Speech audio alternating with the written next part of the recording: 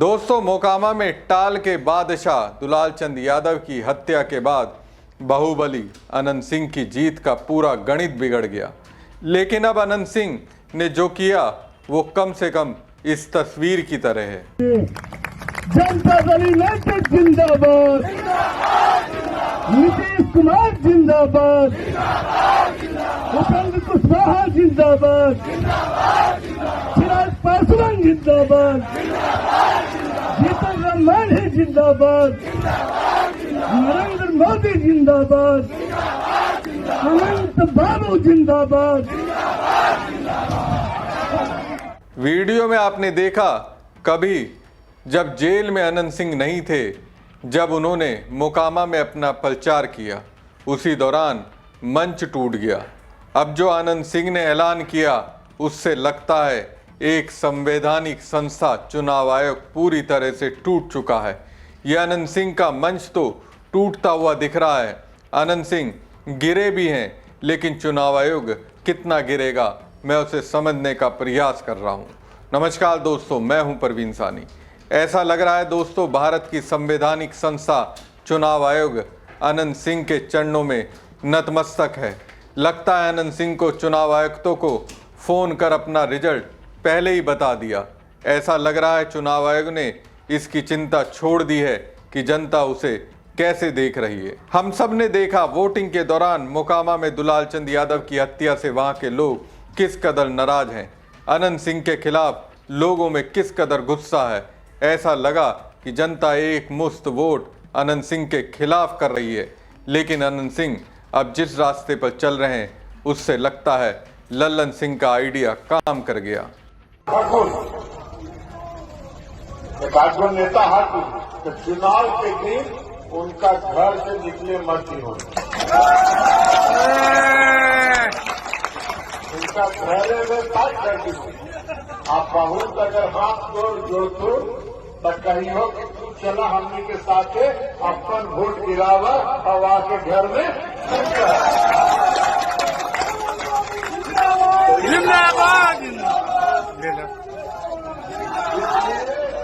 इसलिए आज से सब लोग कमान संभाल और कमान संभाल के चुनाव में अब समय में घर में कैद करने के लिए कहा गया।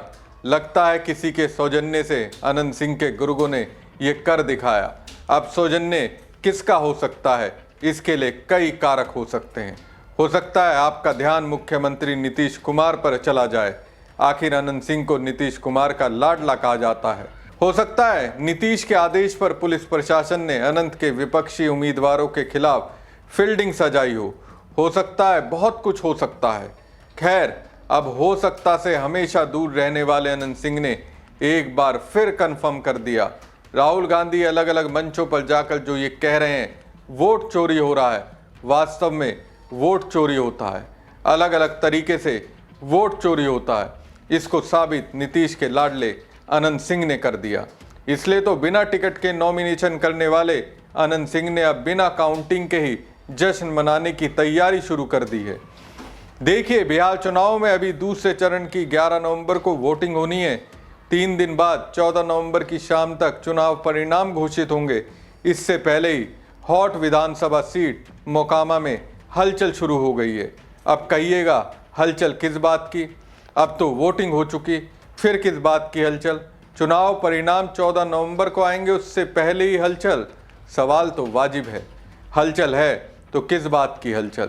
तो दोस्तों, हलचल की वजह है जेडीयू के उम्मीदवार अनंत सिंह के आवास पर जश्न की तैयारियां।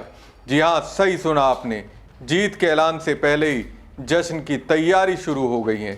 इन तैयारियों को लेकर कई तरह के कयास लगने शुरू हो गए हैं। लोग कह रहे हैं कि अनंत सिंह में इतना कॉन्फिडेंस लेवल कहां से आता है।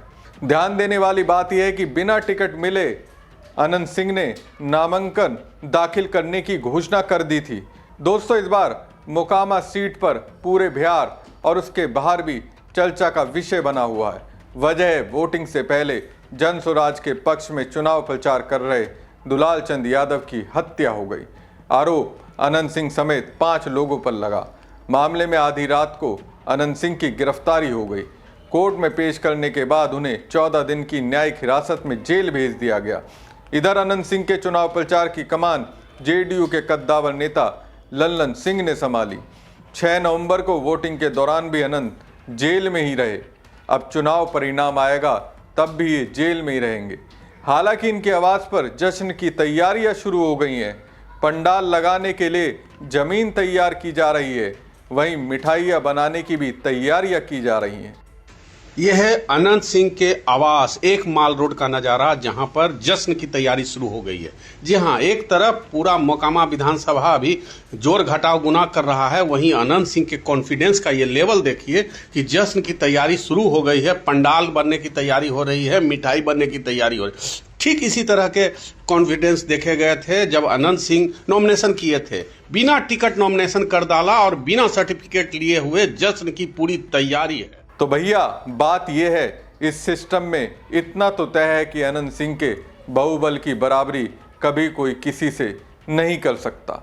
इनको ऊपर वाले से जो हिम्मत कॉन्फिडेंस मिला है वो मोकामा में किसी नेता के अंदर नहीं दिख पाया, क्योंकि एक तो बिहार में अभी तक सरकार उनकी है। जाहिर सी बात है, पुलिस और प्रशासन से इन्हें खुले तौर पर आज़ादी मिली हुई है। अब चुनाव के दौरान इन पर यानी अनंत सिंह पर जो चुनाव आयोग नकेल कस सकता था, उसको भी लगता है ऊपर वाले से भी ऊपर वाले का आदेश मिला होगा। कहा गया होगा सुशासन बाबू का दुलारा है, इनका जो मन आए वो करने दीजिए, जो चाहे इन्हें वो करने दीजिए, कभी भी इन्हें चुनौती देने की कोशिश मत कीजिएगा। पहले चरण में जब वोटिंग मोकामा में हुआ होगा, उसी आदेश के तहत इन्हें खुली छूट मिली होगी। खुली छूट मिली तो आनंद सिंह ने अपने बाहुबल को दिखा ही दिया होगा।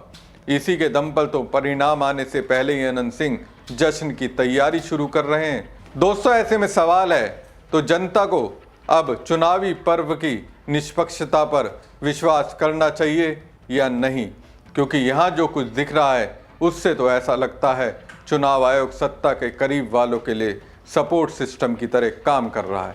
जिस तरह से दोस्तों अनंत सिंह परिणाम आने से पहले जश्न की तैयारी कर रहे हैं, उसे देखने के बाद मुझे हरियाणा के मुख्यमंत्री नायब सैनी का वो बयान याद आ गया, जिसमें चुनाव परिणाम आने से पहले ही सैनी ने ये ऐलान कर दिया था कि उन्होंने हरियाणा में अपनी सरकार बनाने के लिए पूरी व्यवस्था कर ली है। मैं आपको डिटेल्स देना चाहता हूं, इनकी आवाज सुनिए। ये मैंने शुरू से ये चीफ मिनिस्टर है।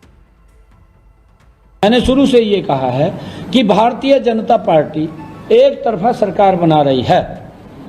हमारे पास सारी व्यवस्थाएं हैं, आप चिंता मत करिए। अब ये देखिए, मुस्कुरा रहे हैं।